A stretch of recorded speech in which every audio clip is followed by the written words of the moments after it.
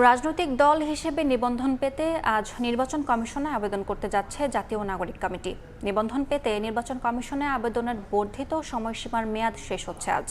এর আগে থেকে নিবন্ধন পেতে ইসির শর্ত পূরণের সকল প্রক্রিয়া সম্পন্ন চালিয়ে যাচ্ছিল ৩ মাস আগে গঠিত হওয়া রাজনৈতিক দল জাতীয় নাগরিক পার্টি এনসিপি।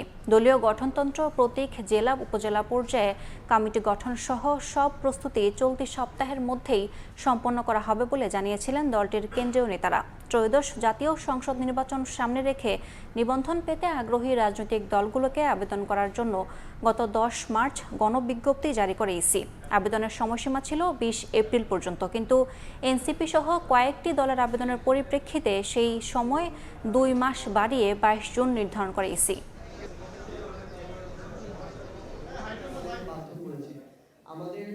আমরা